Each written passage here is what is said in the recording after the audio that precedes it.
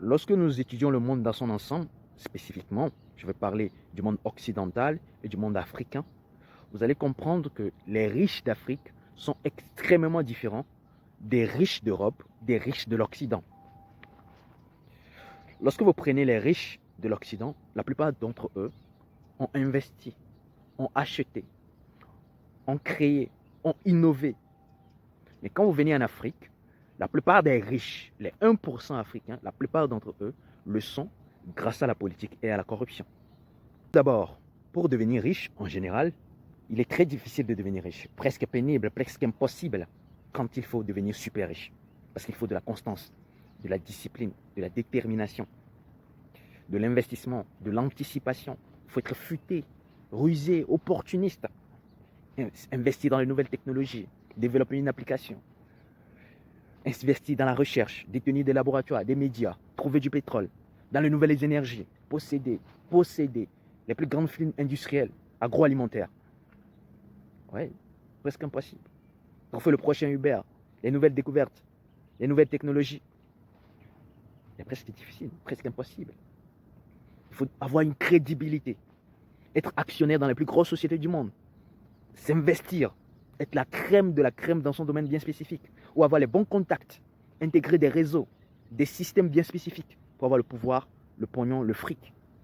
Tandis que les riches de l'Occident, de l'Europe, de l'Amérique, voire de l'Asie, investissent dans les nouvelles technologies, travaillent, détiennent des licences, possèdent des médias, possèdent des terres, possèdent des immeubles, des industries, possèdent les bourses, les banques, investissent, font des recherches, etc., se disciplinent, trouvent le prochain Uber.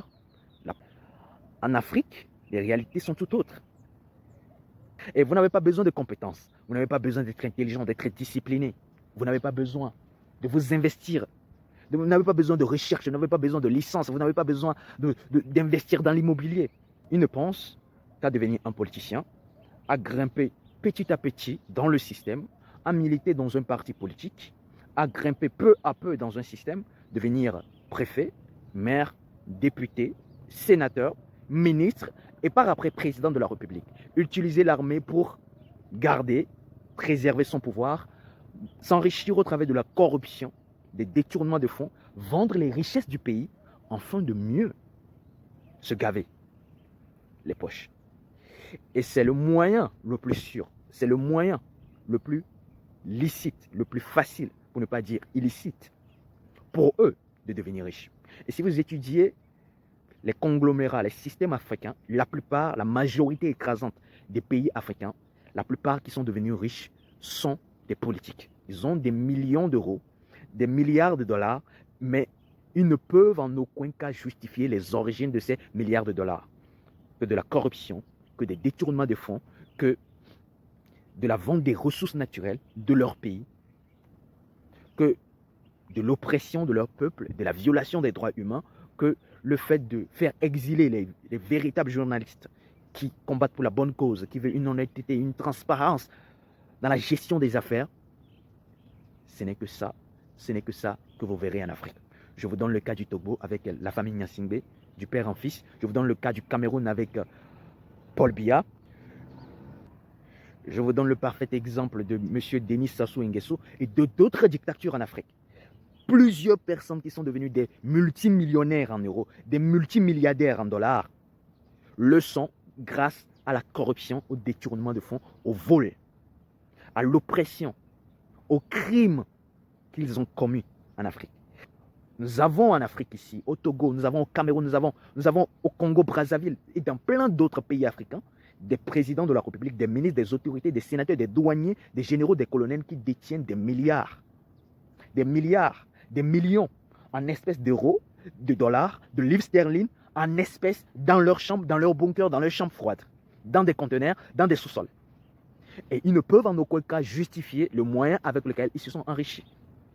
Des cuillères en or, des lingots d'or, des bijoux en or, des voitures qui coûtent des centaines de millions, mais ils ne peuvent en aucun cas justifier cela avec leur maigre misère de salaire de 2 millions de francs CFA, de 1 million de francs CFA, d'au plus 10 millions de francs CFA par mois. Pour cause, la corruption, le détournement de fonds, l'oppression du peuple, l'appauvrissement de leur peuple. le fait d'affamer leur peuple afin de s'enrichir. C'est la différence qui existe entre les riches de l'Occident et les riches d'Afrique. C'est-à-dire que si je veux devenir riche aujourd'hui, moi aussi je vais participer au système. Si aujourd'hui le Parti Unir, moi je suis au Togo, le Parti Unir me proposait, tu es l'un des jeunes qui parle de la politique au Togo, tu es un jeune intelligent, tu parles bien, etc. Tu peux devenir ministre, député, etc. J'accepte. Et peu à peu, je grimpe dans le système au travers de la corruption, je fais mes preuves, je suis davantage corrompu, je détourne des fonds, je suis à la tête des projets, je suis davantage véreux. On m'élèvera en dignité. C'est ce qui se passe au Togo, au Cameroun. C'est-à-dire, plus tu voles, plus on t'élève en dignité.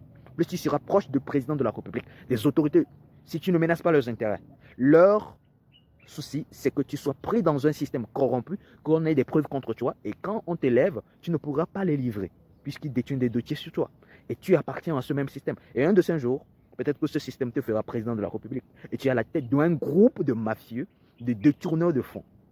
Plutôt que dans les pays occidentaux où on est à la tête d'un groupe d'industriels, d'un groupe d'hommes intelligents qui veulent conquérir le monde avec l'Internet, avec les applications, avec l'IA, avec les Uber, les industries, l'immobilier, les transformations, les recherches, etc. C'est la seule différence qui existe entre les riches d'Afrique, la majorité écrasante, je parle de la majorité écrasante, oubliez Dangote, oubliez ces quelques milliardaires, et les riches d'Europe. Ciao.